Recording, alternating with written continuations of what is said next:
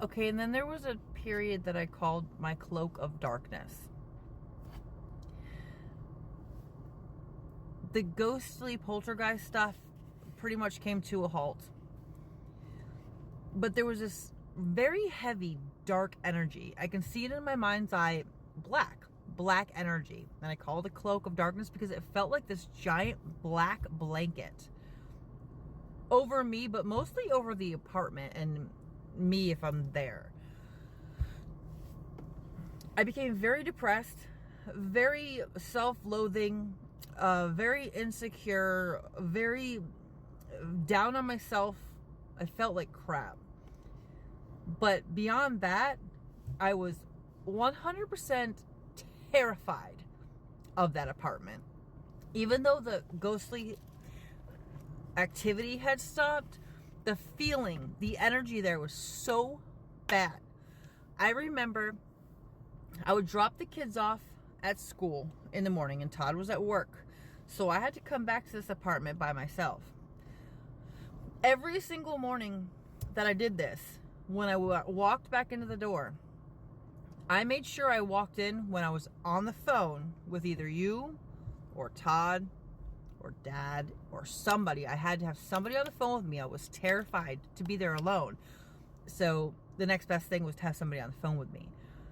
So I'd walk through the door. I would look around looking for somebody. I knew I wasn't going to see anybody, but I still knew somebody was there. Somebody's coming again. Hold on. Okay, she's not moving. She can sit there and watch me. I don't care. So I'd have to be on the phone with somebody when I walked in the apartment. But also, I would never fully close the door. I would leave the front door cracked open all day long while I was there by myself. And the sliding glass door, which led to a patio or a little porch upstairs, second floor. It's not like I could escape there that way, but I left that wide open. Didn't care about the AC, didn't care about the power bill, didn't care about anything. I was scared and I felt like I had to have it open. So going back to the burning sage to get rid of ghosts, I was so scared that I decided to bring Jesus back in briefly. So one day I decided I'm going to take this stick of sage. I'm going to open up all the windows in the apartment. I'm going to blast praise and worship music. And I'm going to cast these spirits out of my apartment. I was absolutely terrified. Oh, and I just remembered another ghostly experience that I forgot to tell you about. And this happened that day while I was doing the sage, trying to get rid of the ghost. Remember, I'm home by myself. Roxy's in the living room. She's not doing anything. But I heard the shower curtain in the kids' bathroom open up or move. I could hear the rings, the metal rings on the metal bar move. Enough. It sounded like somebody was going to get in the shower or out of the shower. I was terrified. So anyway, I took the stick of sage. I blasted praise and worship music. You know, there's power in the name of Jesus and shout to the Lord and all these praise and worship Jesus songs. And I'm going through with this stick of sage, terrified. My heart is pounding. I've got the door cracked. I got the sliding door open. I got all the windows open. I went into every single room, terrified, starting with that bathroom that I just heard the shower curtain move in. And I was swishing the sage around, and I'm like pushing the air like this, like trying to scoop out the spirits. And I'm like, get out. You are not welcome here. You do not belong here. Jesus lives here. We are Christians. You do not belong here. Whatever I did, I take it back. You are not invited. Get out. And I did this in the bathroom, both bathrooms, all three bedrooms, the hallway, the kitchen, the living room, the pantry, everywhere, every inch of that house. And I would go into each room and I would push, the ghost out the windows. And I did this while singing praise and worship and while praying. And that is actually what made the paranormal activity stop. The ghostly, poltergeisty, things moving, sounds, seeing things, that all stopped that day. So I gave credit to the praise and worship music and the sage combination. It stopped, but that's when, other things started happening. the cloak of darkness and all that kind of stuff. I'm actually a little off on my timeline. I want to correct that now because it's all coming back to me. All the poltergeisty stuff started happening, the ghostly stuff, the hauntings, things moving, things, sounds, seeing things. That was happening first. Then I decided to try to cast everything out by doing the sage and the Christian music and all that kind of stuff. And that activity stopped.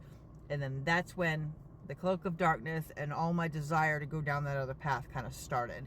And it just spiraled out of control. I didn't realize it was happening. I was doing things that I never would have even thought of it. If somebody else would have thought of it, I would have said, get away from me. I never actually used a Ouija board. I did have a Halloween prop, as you know. Never used it as that. It was literally just a Halloween prop. It wasn't even a real board. It was like a serving tray that had that was decorated like a Ouija board. No planchette, nothing like that.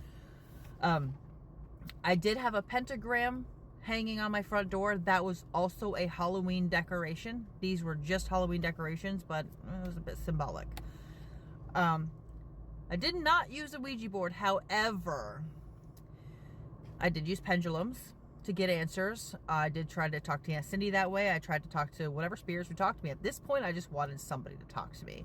I was getting so drugged down this evil hallway that it really didn't matter to me at this point who I contacted. It could have been a demon, and at one point I didn't care. Somebody talk to me, please, is basically what it was. I'm actually very lucky that that worse things didn't happen, because short of saying you're invited in here, I basically invited whoever in there. Satan himself, for all, I would leave a piece of paper with a yes and a no and a pencil in the middle of it, and I would try to get answers, ask yes or no questions to either Aunt Cindy or whoever the heck was listening. It didn't matter. Other dead people that I knew of. One day I did get ballsy enough to go buy a Ouija board. I actually bought it at Spirit Halloween. And I brought it home and never opened it. I never even took the plastic wrap off the box. I got too terrified. I said, what are you doing? This is scary enough. Something stopped me. God probably stepped in and said, he protects babies and fools. And I was being one heck of a fool. And I think he stopped me and intervened. And the next day I brought it back unopened, got my money back, said, no, we're not doing that.